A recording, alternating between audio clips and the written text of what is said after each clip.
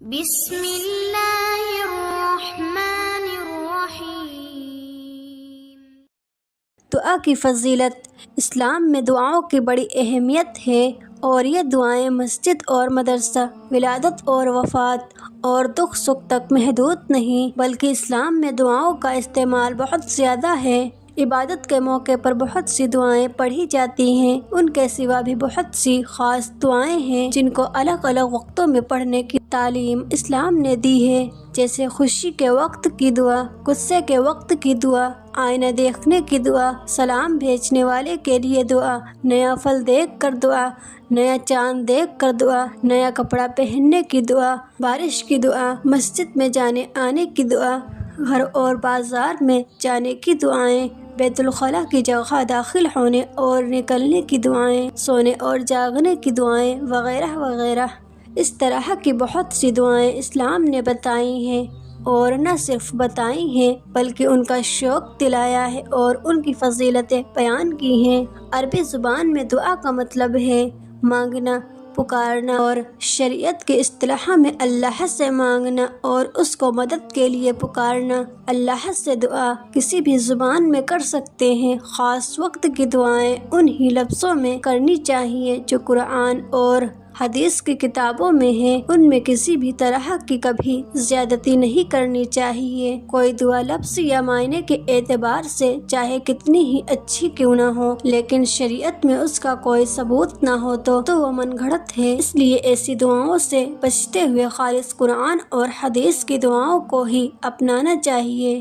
قرآن اور حدیث کی دعائیں ہی مقبول دعائیں ہیں۔ دعاؤں کو سیکھنا و سکھانا چاہیے اور موقع بہ موقع ہمیشہ پڑھتے رہنا چاہیے، اور کوئی موقع ہاتھ سے جانے نہیں دینا چاہیے۔ آج بھی کئی بار ایسا ہوتا ہے کہ آدمی اپنی سواری پر شرارت کرنے، موٹر سائیکل وغیرہ جلدی سے چالو نہ ہونے پر یا کوئی کام بگڑ جانے پر شیطان کو لعن طعن کرتا ہے۔ شیطان پر لعن طعن کرنے کے بجائے بسم اللہ کہنا چاہیے۔ اسلام نے ہر موقع کی دعائیں بتائی ہیں۔ جب کوئی بندہ ان دعاؤں کو موقع بہ موقع پڑھتا رہتا ہے تو اجر و ثواب کے ساتھ ساتھ جہاں ایک طرف اپنے خالق و مالک سے اس کا تعلق قائم رہتا ہے، وہیں دوسری طرف اس کی زبان سے اللہ کی توحید کا اقرار، اپنی محتاجی کا اظہار اور نصرت الہی کے طلب کا معاملہ بھی جاری رہتا ہے۔ رسول اللہ صلی اللہ علیہ وسلم نے فرمایا، تم میں سے جس شخص کے لیے دعا کا دروازہ کھول دیا گیا اس کے لیے رحمت کے دروازے کھول دیے گئے۔ اللہ تعالیٰ سے جو بھی دعائیں مانگی جاتی ہیں ان میں اللہ کو سب سے زیادہ یہ پسند ہے کہ اس سے عافیت کی دعا مانگی جائے۔ نبی صلی اللہ علیہ وسلم نے صحابہ سے خطاب کر کے فرمایا، تم اللہ سے دعا مانگنے میں کوتاہی نہ کرو، اس لیے کہ دعا کی صورت میں ہرگز کوئی شخص کسی ناگہانی آفت سے ہلاک نہ ہوگا۔ رسول اللہ صلی اللہ علیہ وسلم نے فرمایا، جو شخص یہ چاہے کہ اللہ پاک اس کی دعا سختیوں اور مصیبتوں کے وقت قبول فرمائے، اس کو چاہیے کہ وہ فراخی اور خوشحالی میں بھی کثرت سے دعا مانگا کرے۔ کوئی راستہ نظر نہ آئے تو کثرت سے دعا کریں، اللہ ہر کسی کی سنتا ہے، وہ آپ کی بھی سنے گا انشاءاللہ۔ عطا کرنے کے طریقے مختلف ہو سکتے ہیں، لیکن میرا رب دعائیں رد نہیں کرتا۔ ہوائیں موسموں کا رخ بدل سکتی ہیں اور دعائیں مصیبتوں کا۔ بات صرف نیت کی ہے، وقت تو سارے دعا کرنے کے ہیں۔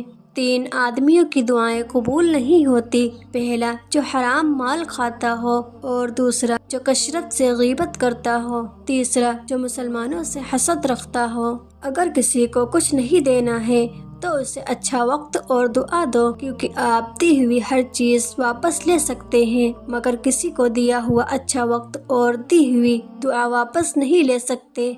اللہ تعالیٰ کے نزدیک دعا سے زیادہ بلند مرتبہ کسی چیز کا نہیں۔ مقدر اتنی بار بدلتا ہے جتنی بار بندہ اپنے اللہ سے رجوع کرتا ہے، دعا مانگتا ہے۔ خاموشی سے کی گئی دعا اور محبت دونوں بہت طاقت رکھتی ہیں۔ اپنے رب سے مانگے، دل کھول کر مانگے، وہ چیز جو آپ کو لگتا ہے کہ ناممکن ہے وہ بھی کہہ ڈالیں، کیونکہ اس کے لیے تو کچھ بھی ناممکن نہیں، اس نے تو صرف کن کہنا ہوتا ہے۔ بھائیوں کے حق میں مانگی ہوئی بہنوں کی دعا رد نہیں ہوتی۔ یا اللہ جو بیمار ہیں ان کو شفائے کاملہ نصیب فرما اور جو پریشان ہیں ان کی پریشانیاں دور فرما، آمین۔ کوئی چارہ نہیں دعا کے سوا، کوئی سنتا نہیں اللہ کے سوا۔ جب کسی کو کچھ دینے کی طاقت نہ ہو تو اس کو دعا دیا کرو۔ دعا مانگنے سے ہر بگڑے کام بن جائیں گے اور زندگی بہت سکون کی ہوگی۔ اللہ تعالیٰ سے بڑی اور چھوٹی سے چھوٹی چیز مانگا کرو۔ اللہ سے اس قدر قریب ہو جاؤ کہ